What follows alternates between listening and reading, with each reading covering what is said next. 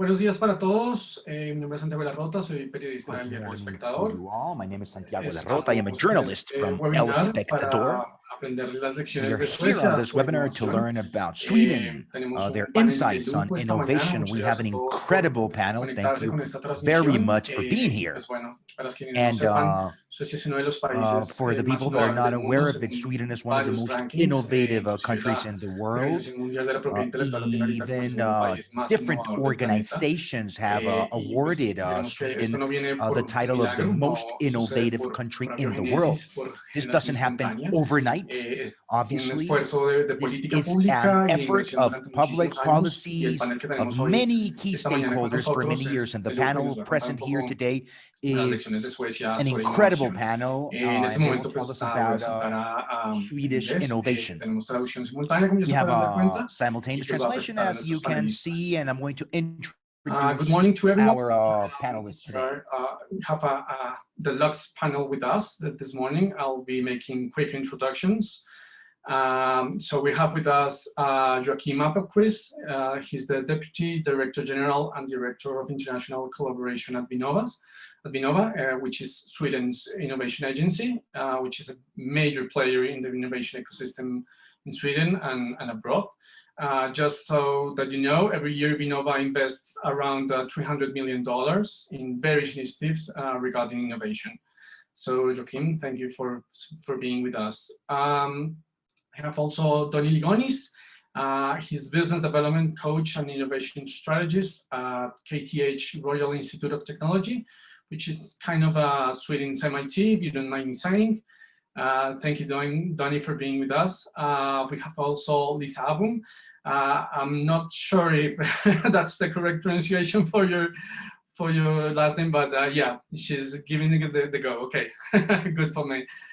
She's the head of innovation and technology at SAP, which is a major company around the world, which has its arms around various industries, among them defense. And we have also Daniel Ekeni, he's the National Technology Officer at Microsoft. He's responsible for Microsoft technical strategy and policy in Sweden, and his work focuses on the impact in the long term of technology and social and economic development. So we'll just dive in.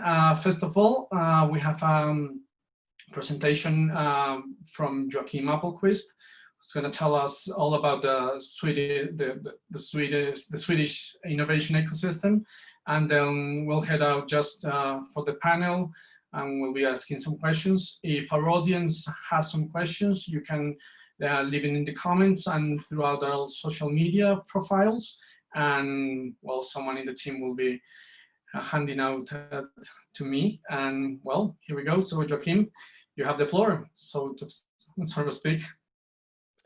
Thank you, Santiago, and thank you for inviting me to this very, I think, very timely seminar. Trying to pick up some of my high school Spanish, but so it's something about the need of innovation in crisis. So I think we're all struggling with that. So, and I'm really happy to be joined by the people that are actually doing the work in the Swedish innovation system. So I really look forward to the panel discussions. But I will.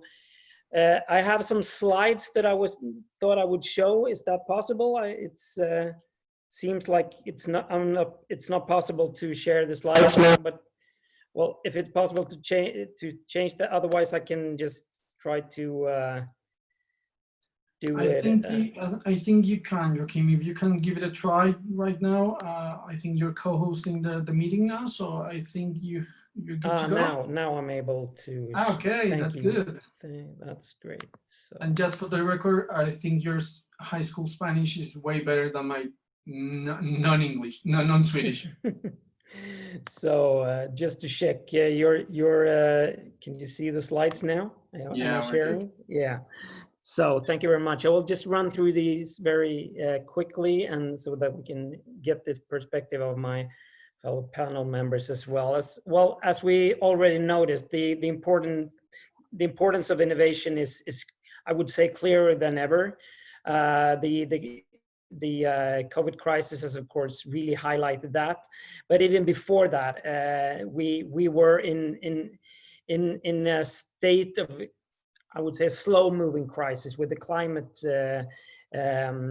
crisis, of course, being the most prominent of a number of crises that we need to address, and it's really making innovation more urgent than ever.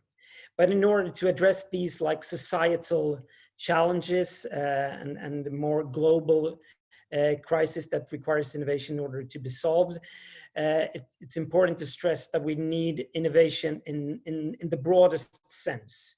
We cannot only rely on the usual suspects that has been working with innovation in the past to deliver the solution, but we need to broaden the perspective, bring in young people, bring in the public sector, bring in the civil society in order to co-create the new solutions together with the ones that have been doing innovation for decades.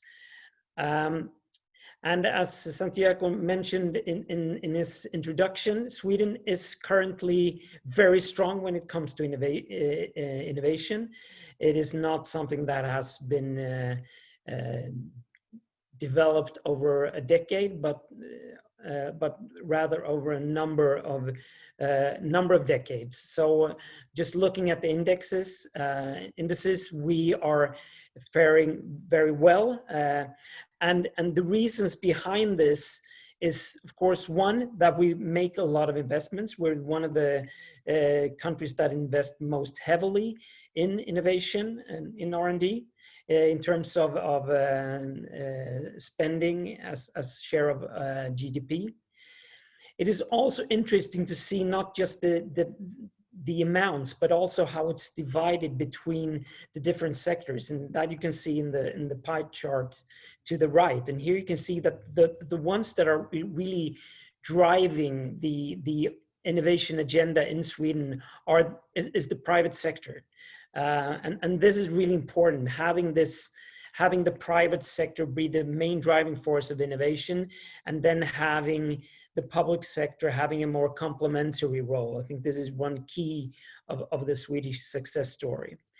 Another part of the Swedish success story is really the fact that we have a very well-balanced innovation system with a number of large multinational companies that are really driving the innovation agenda. It is both countries that have like Swedish heritage and are now global, or now present on a global stage.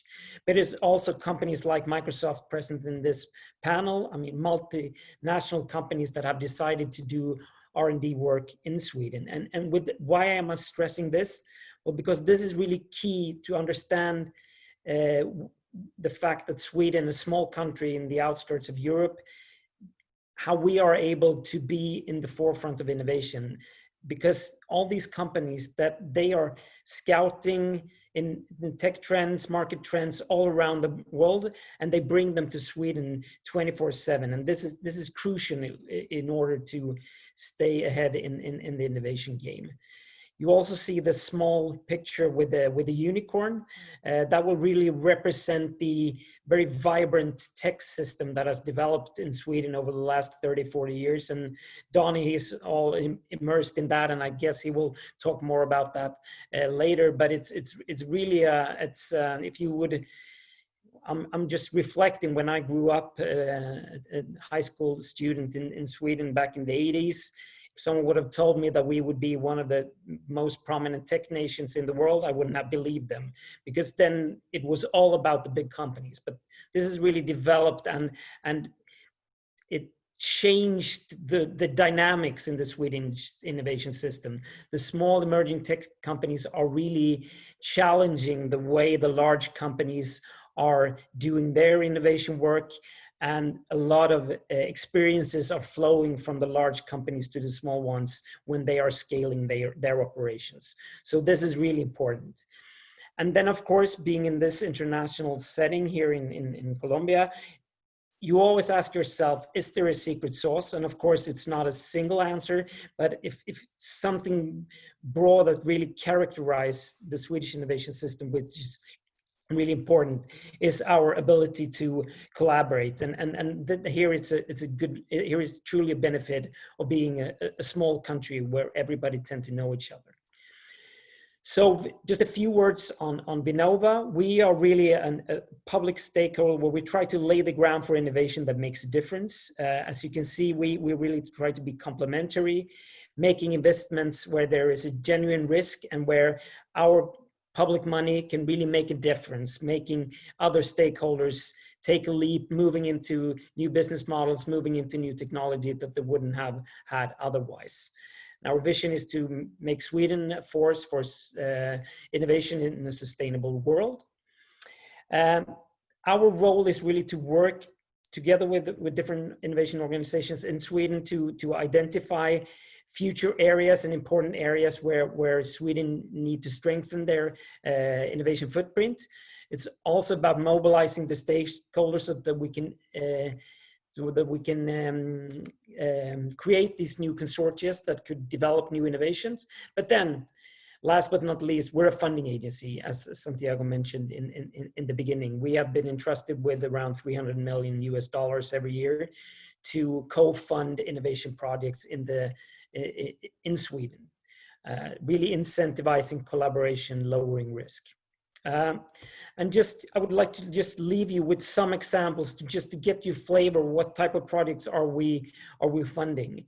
One important thing is really to create what we call innovation arenas, where we bring together different companies, organizations with different competencies, small companies, large companies, and you can see one example in this slide, which is a network called AI Innovation of Sweden, where north of 80 companies, both Swedish and international, has joined forces in order to create common, really work together to evolve mainly application of AI technology in the different companies that they represent. And one important piece of the work that is done in AI Innovation of Sweden is really to set up data factories where you share company data from different companies. As you can understand, there's a lot of, it's a complex issue moving into IPR issues and other things. So this is one example where, and we fund the network building here. So where we really try to set up and strengthen the competitive edge of Swedish organizations. Another one is the strategic innovation programs. This is a slide from representing one of the strategic innovation programs, the one on aeronautics, where Saab, which Lisa represents, is very active. These are, we run 17 of those, and these are an example of a program where really the companies and the university actors that have set up these programs really set the agenda. These programs are set up in a way where all the strategic priorities are made by the boards of the different programs, and they decide what types of call for proposals and activities that Vinnova should fund. And then we run the more administrative parts of the selection processes, which will end up funding concrete projects. So this is a very another example of an initiative where we try to really use leverage all of the investments made by private companies and all the work that is done in universities to create directionalities and create critical mass in order to secure long-term competitiveness in different sectors and areas of importance for the Swedish innovation system. And then I would say mainly our bread and butter is these collaboration projects where we really incentivize collaboration between startups, large companies, academia, research institutes, and public sector. This is an example of a program that we ran a couple of years ago, or we funded a couple of years ago. It was about a connected mine. So here you had Ericsson, the telecom company, setting up 5G cells in a mine in in Sweden, and you were trying out different solutions ranging from autonomous vehicles and other ways of doing extraction work underground with the aim of creating a mine where there was no need for people to work underground. So this is one successful case where a consortium of around 15 stakeholders worked together to develop new solutions. Another example where we really try to foster collaboration between large and small companies is an open innovation hub called BioVenture Hub. This was set up by the big pharma company AstraZeneca in Gothenburg in Sweden, where they opened up their labs for small companies to come and conduct innovation projects in close contact with the big pharma company. And the small companies could really draw upon the lab resources and the contacts and experiences of a large company. So this has now been mimicked by a number of other large companies that are doing innovation work in Sweden. For example, Volvo and ABB. So these were just a couple of examples of the work that we do. Collaboration is a key part, and I'm looking forward to the panel discussion to perhaps give you some more examples.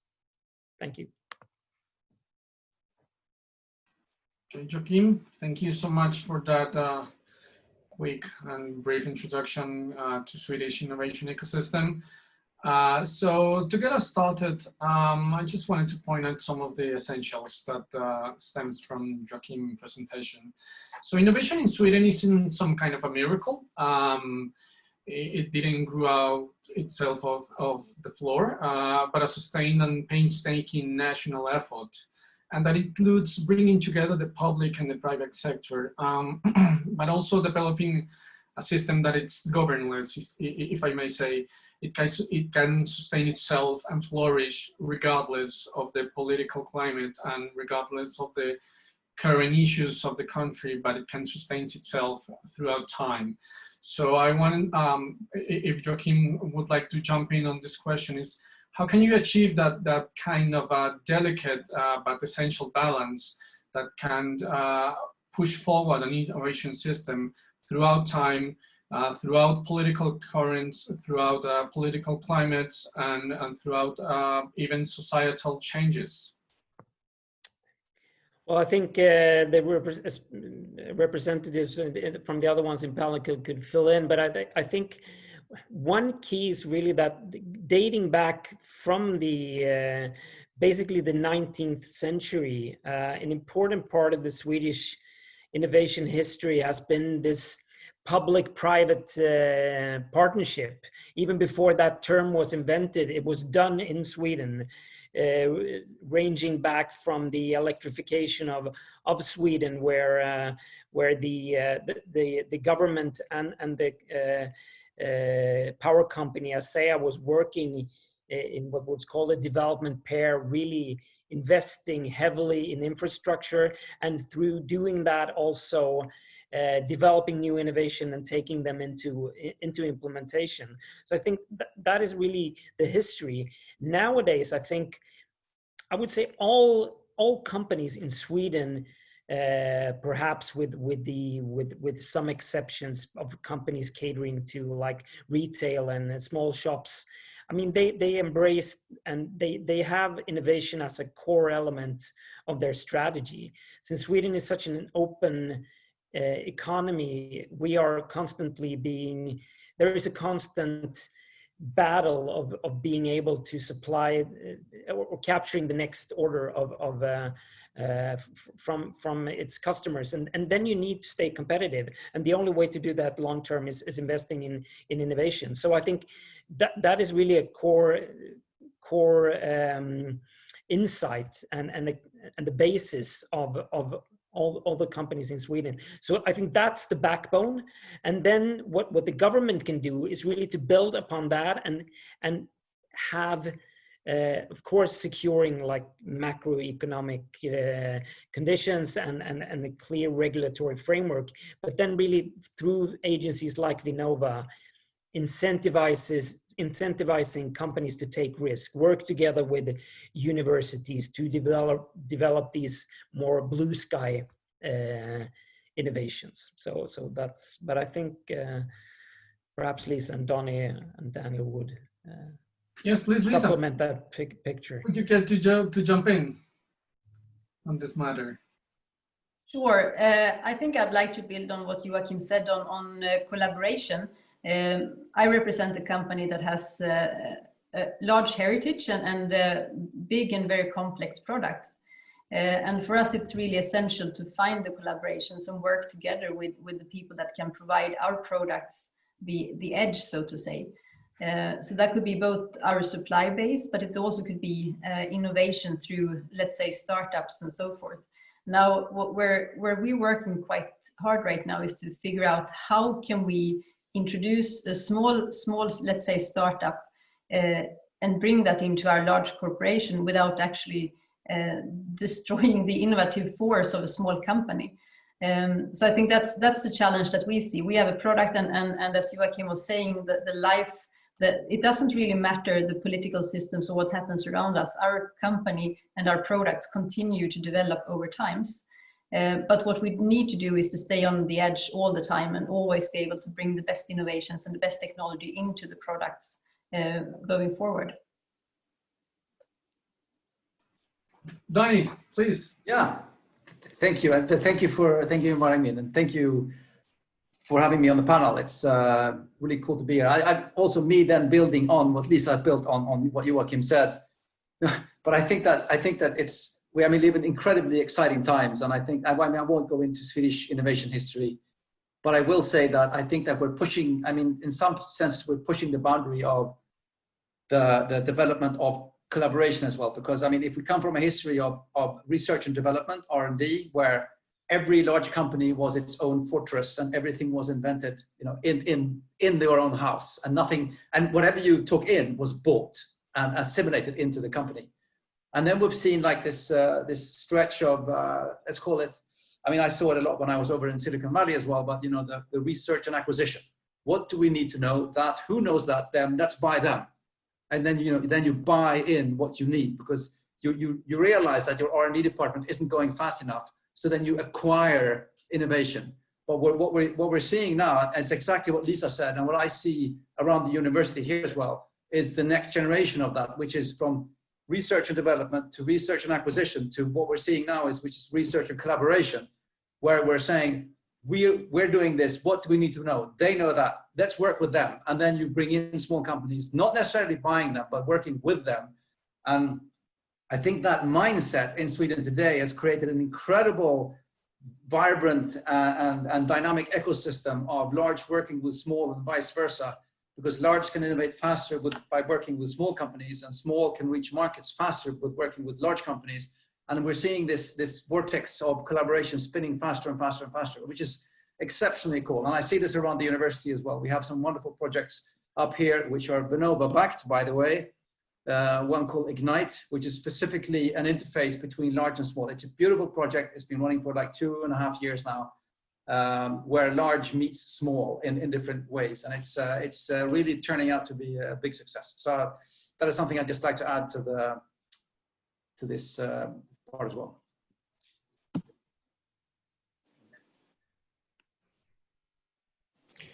So sorry about that.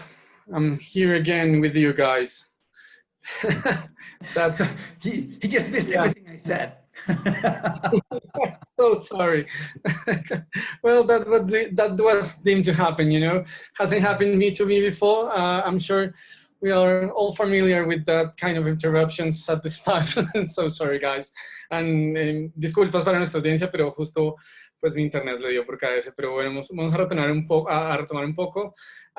So I think Daniel has spoken on this matter. So if you care to jump in, please do, Daniel.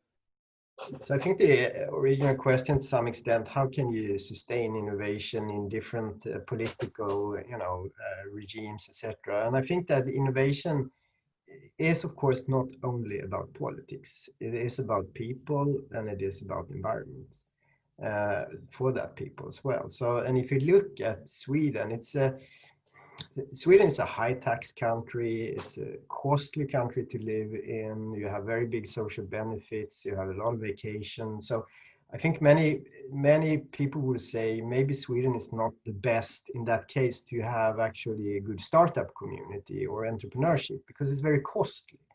But still, it is a very good environment. And why is it then? I think it's because of a couple of different reasons, I think. One important reason is that Sweden has been deregulating a lot of industries during quite some time, for many decades actually. So it could be in the telecom industry, it could be in the traveling, the taxi industry, the energy markets has been deregulated, etc. So it has been quite easy for entrepreneurs to build and challenge, the traditional monopolies actually. So I think that's one very important part, but I think the other part is about people. And I think that people in Sweden, they have a high belief that they actually can succeed when it comes to building a company or an organization or being an entrepreneur. So they believe that they actually can do this, and they have a lot of role models. So you have this kind of, talked about them earlier, as Spotify, Minecraft, Skype, one of these companies that has shown that this is possible and you can be successful.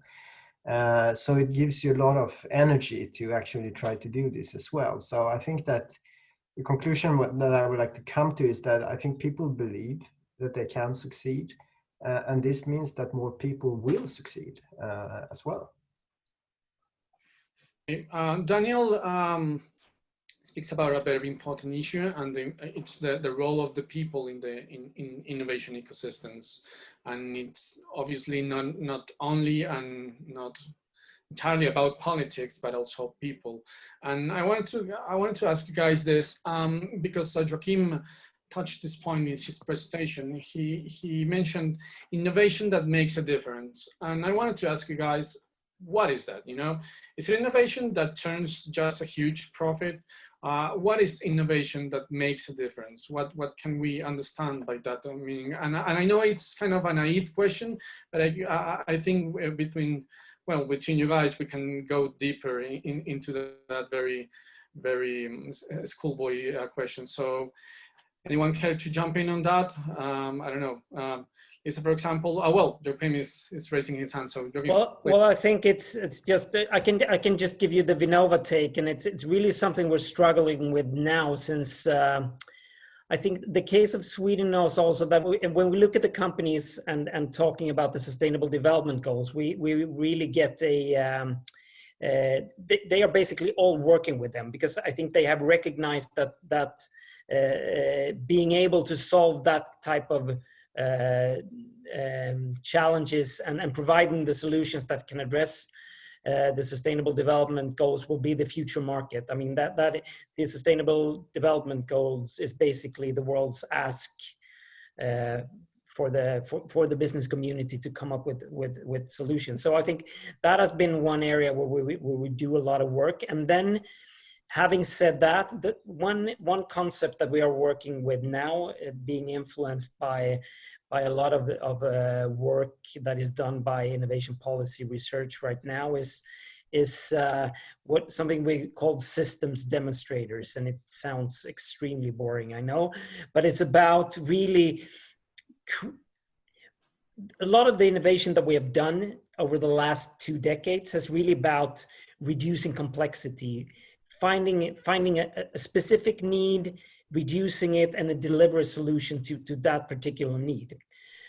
But if we're to address societal climate change, introducing autonomous vehicles, solving the COVID crisis, then it's not about reducing complexities. I think it's about embracing complexity. So it's about introducing the policy level, introducing the business model level, introducing ethics, integrity, all these different challenges that we have, and solve them simultaneously. If we do that sequentially, it will take too long a time, and we will probably not end up with a good solution. So I think that is one part of that, of doing like this really important innovation. I think then we also need to rethinking the way we conduct innovation and how we conduct innovation policy interventions from a government side.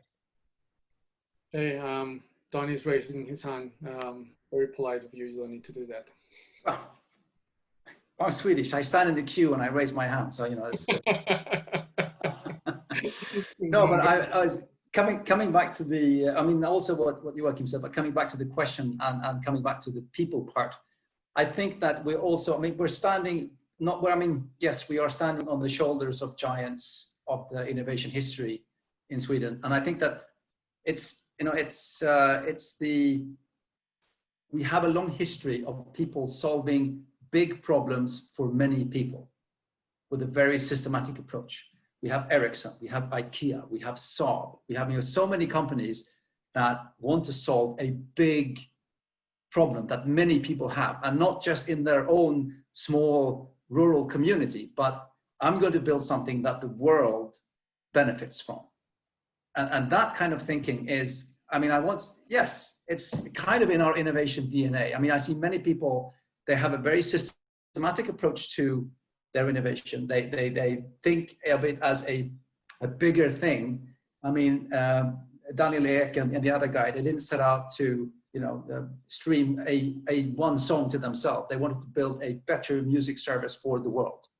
And so I think there's a systematic approach and a will to actually build something that benefits people, a lot of people.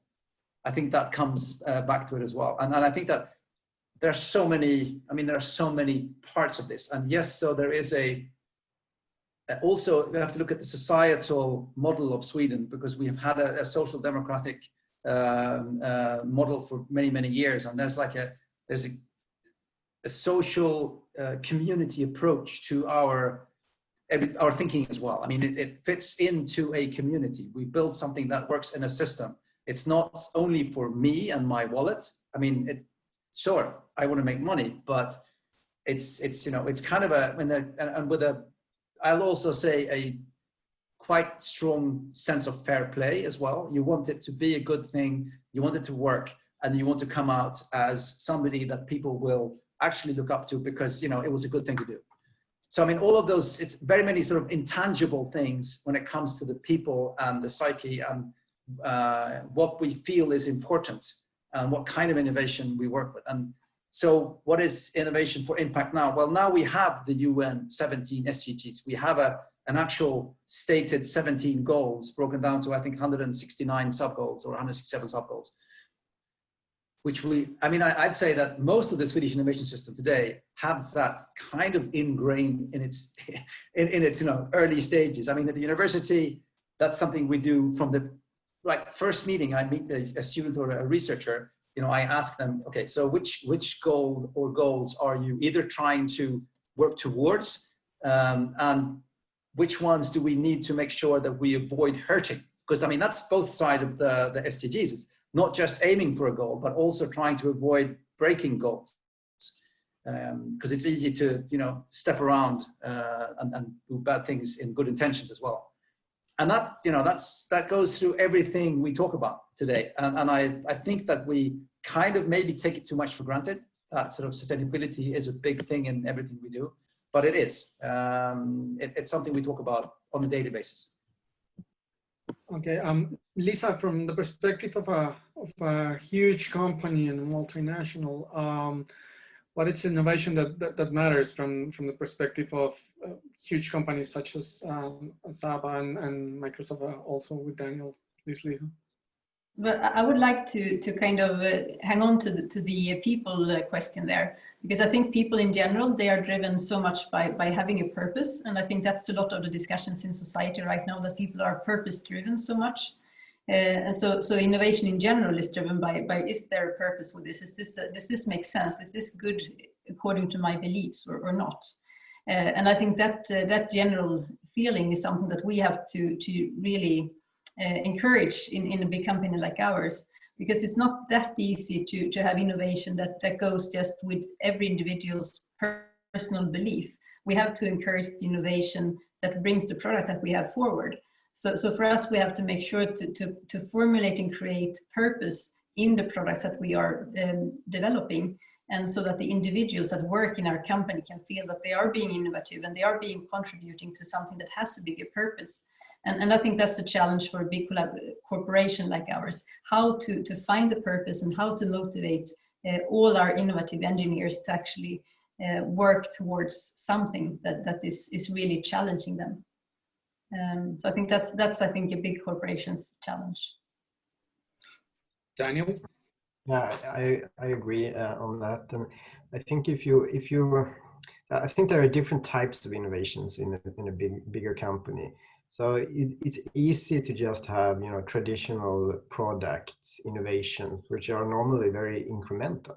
So you ask your customers, what do you want, and normally they say we don't know, because they don't necessarily think about it. So you have to try to understand what do they want, and you make a plan for that. 6 months, there is a new release, etc. But that kind of innovation, it will make the product better and better all the time, but it won't make the big changes, because it would threaten the product itself. So what we are trying to do at Microsoft is having smaller teams as well that has a different innovation process than the product teams. So they're trying to challenge the business model of the existing products and basically trying to outcompete them with some kind of new idea or following it up and trying to fail fast, etc. So I think that's a way that you could try to do both. So because you need to do the product better, but you also need to be prepared for a time when there's going to be something else totally different that's going to compete very hard. So I think that's one way you can work in a big company. I can just to add on that, Santiago, I can just say I think that one of the biggest risks for large companies. I mean, I've been working a long time with innovation processes as with large companies as well, and I see that the ones that survive and thrive are the ones that understand that new products will always cannibalize on old products. But the ones that get too scared that they see a new product and it's taking market share from an old product, and they keep on shutting down the new things because it's taking market share from the old things. Those companies are very quickly going to lose themselves in this very fast-paced world. And I think that you need, just like Daniel said, I think you need to work very agile as a large company and work with smaller teams and smaller sort of innovation project and see which one takes off and which ones take off, because you don't know as well. I mean, that's another problem with, if you have a very sort of big machine, you only bet on the very big bets, but nothing starts out as a big bet. Everything is a very small bet in the beginning, and most crazy paradigm shifts, I mean, most paradigm shifts come from the crazy bets. So it's tough, it's difficult, but I think that you need to understand that a new paradigm shifting innovation will in some ways cannibalize on the old business, and you have to understand that as long as it's under the same roof, it's okay. But but that's difficult. It's very difficult for many companies to work with that.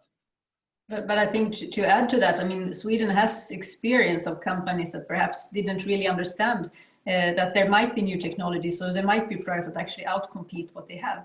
So I think there is a history or a heritage in Sweden where we can actually discuss this and give some examples. Do you remember what happened to that company? Exactly. And not do it again. Exactly, and that's actually, I'm sorry for jumping in here again, but Lisa, you are so right. And that is one thing that I love with Sweden, that we're proud of all of these companies that we can point to and say, they failed because this and this and this. I mean, we've built a museum, a successful museum over the biggest Swedish industrial failure ever, the Vasa ship. We built the biggest warship the world had seen. and it sailed maybe 100 meters before it sunk. Anybody else would have let it stay in the clay and say, you know, if you don't succeed, hide all evidence you ever tried. No, we dug it up. We built a museum out of it. Look, here's our biggest failure ever. And you know, but I'm making a joke about it, but it's also that we do, you know, keep these things alive, and we do point to our own failures and say they didn't, you know, Fawcett, the old typewriter company that didn't get the whole, you know, electronic calculator thing. You know, that's a classic Swedish example. And we're not afraid of talking about the failures, because after them came successes. You know, so I mean, I think the pride of being able to expose your failures and learning from them and moving forward is a big thing. And one of my favorite meetings is not inviting successful entrepreneurs to come for the students, because they usually don't know why they succeeded anyway. I mean, they did something and it worked. But I mean, I prefer inviting people who tried and maybe didn't succeed the first time. Maybe they succeeded the second and the third time. But at least there's, you know, there's a learning to learn from as well in that process, which is super important. So yeah. So the Vasa finally was successful. It took a couple of 100 years, but now it's successful. I also like to add to that a very short reflection, and I think that we have a term at Microsoft which is basically called transforming while performing. I think it makes a lot of sense. So for a company to be able to transform, you also need to perform at the same time. If you are not capable of performing, just transforming, it's going to be a really big challenge, because you're going to make less money, the owners of the company is going to start asking questions, and you're going to stop doing what you do. So that combination of really transforming and being able to perform as well is extremely important, I think, for most companies. Another thing about this, I mean, I mean, really embracing this creative destruction. I think it's also important to remember to mention the legacy of the Swedish unions that have traditionally, ever back since the 1950s, they have been very pro innovation and pro technical change, because there was it has been in their ideology and in their theoretical understanding that the only way to secure long-term wage growth for their members is by embracing technology, and through that productivity increases. So you can have union members, union leaders being very pro-innovation, even though that they know that some of their members will lose their job, because they know that this is for the benefit of the collective in long term. So I think that's another very important aspect of the Swedish innovation system. But that comes back to when we're talking about sustainability as well, because you cannot be sustainable without being profitable. Yeah. And there's a huge difference between what people call social entrepreneurship, because that's, you know, the flavor of the day, which in a sense is, oh, this is for good, and it's, you know, it's for social innovation. But what they very often forget is that to sustain yourself, to be sustainable, you have to be able to pay your own bills as well and pay salaries. So just as Joachim said, the unions were pushing innovation because that could actually give better salaries for the workers. And today, when we're talking about sustainability, it's, you know, if you cannot make, if you are a charity that is dependent on donations, that's not going to get, you know, the engine running and scale and actually be able to reach. So for sustainable entrepreneurship, which is a wider word than just social entrepreneurship, it's all about understanding how you can sustain yourself and how you can grow and scale and do even more good whilst you're doing good whilst you're doing good and growing at the same time. And that's it's a tricky balance, but it's important to remember that, because it's very easy to sort of shift into, oh, now we need to do social innovation, and then everybody runs to do, you know, good stuff for the world, and they forget about the business model. They forget about how it's going to, you know, work and sustain and build and grow and scale. So that has to come into consideration as well. Can I? Oh, please. Sorry. Yeah. I just like to add a little bit, because I think it's really interesting, the example you gave, Joachim, on the unions, because it kind of illustrates the need for collaboration to actually drive innovation forward. If you would look at it very pragmatically, or maybe critically, you would say that union members and unions perhaps is not on the same side as the company owner, but in bringing innovation forward and actually surviving as a company, you need both parties, and you need to be agreeing on that this is our goal and this is where we're going toward. So I would say collaboration is actually the key to bring innovation forward in any kind. Small company and large company, how do we work together to actually go forward? Union versus company owners, how do we work together to move forward? So collaboration, I think, is really, that's the key to everything. I think we're beginning to run out of time, and I want to ask you guys a question that came through one of the viewers.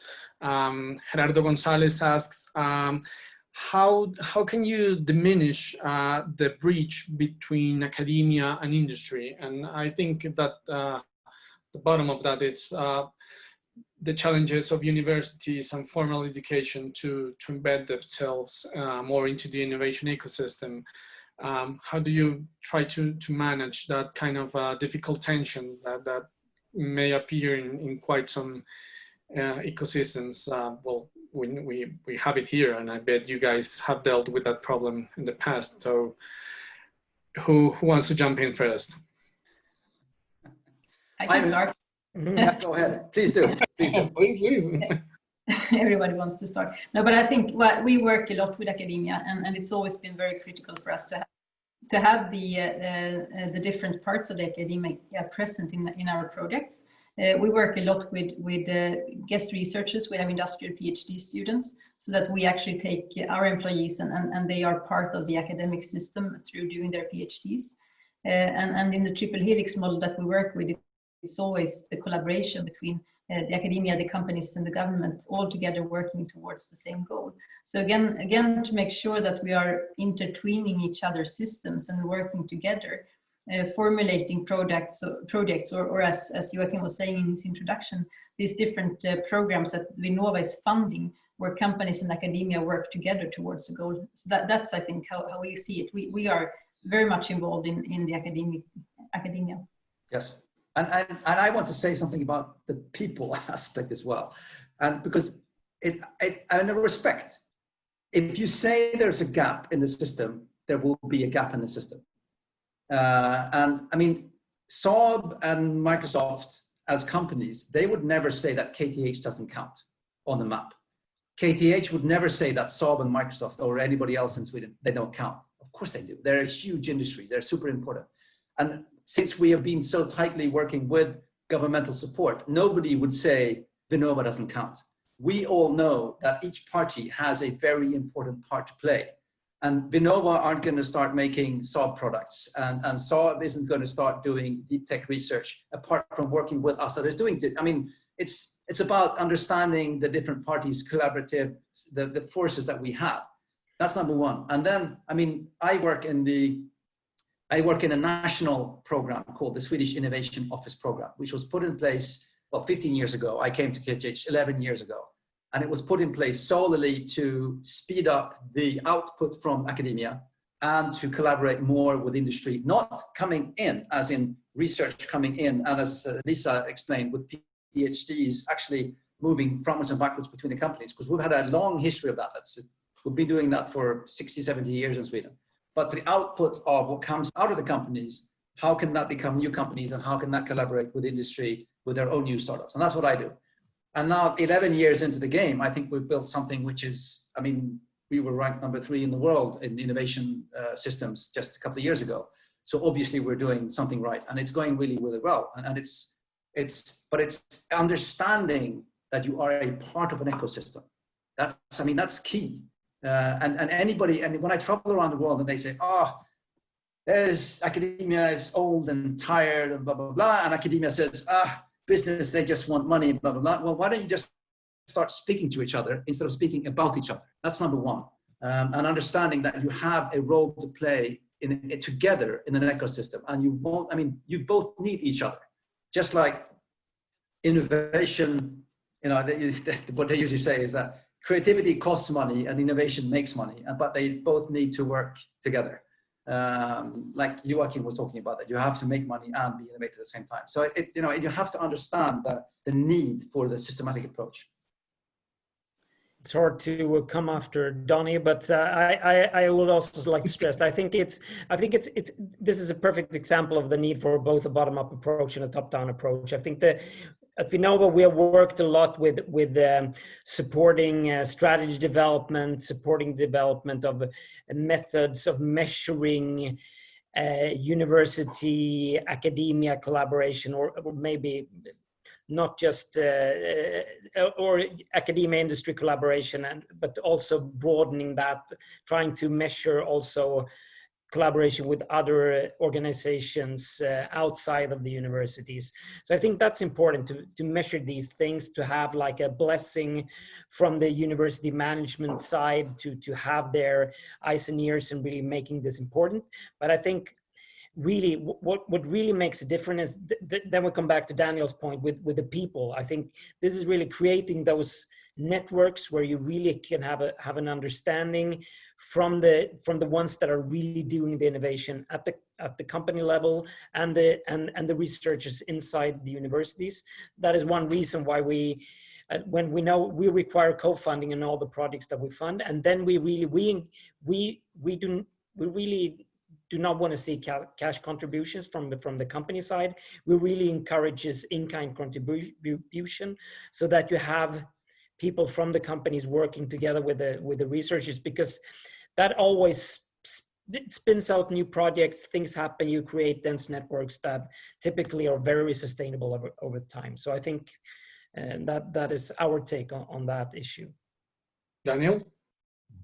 So a lot of good things have been said, but I would like to say also, I think there is a little bit of a timing issue as well when it comes to the collaboration between academia and private sector. And if I look at the really big investment areas right now, research areas as well, it's in the computing industry, it's artificial intelligence and it's quantum computing.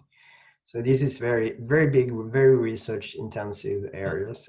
I think what you see there is that there is an enormous amount of open publishing and open collaboration. If you look at the quantum computing research, for instance, it's a lot of collaboration even between the private companies. Most of the research is publicly available, and there's a lot of knowledge sharing. And I think that's the timing for that research to be done. And when it gets more mature, you will go into a little bit of another phase, which is more of a competitive phase. But what it means is that you will have a very fast accelerated innovation on quantum computing, because everybody's collaborating up to a certain level, and then you can start to compete. So I think you have to have that timing perspective as well in your brain when you look at when is it good to collaborate and when is it good to compete.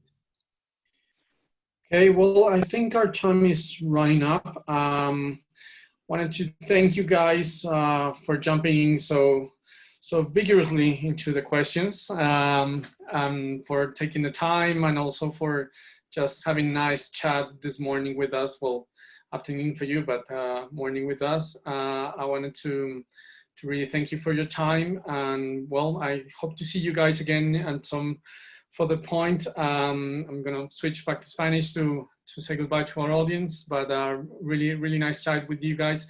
Sorry for the performance issues there with my connection, but well, that happens. Muchas gracias a todos ustedes por Thank you everyone for being here. Thank you for being here in El Espectador with this amazing panel, innovation, lessons learned. Please follow us on our social networks. If you have more questions, don't hesitate to contact us in our social networks.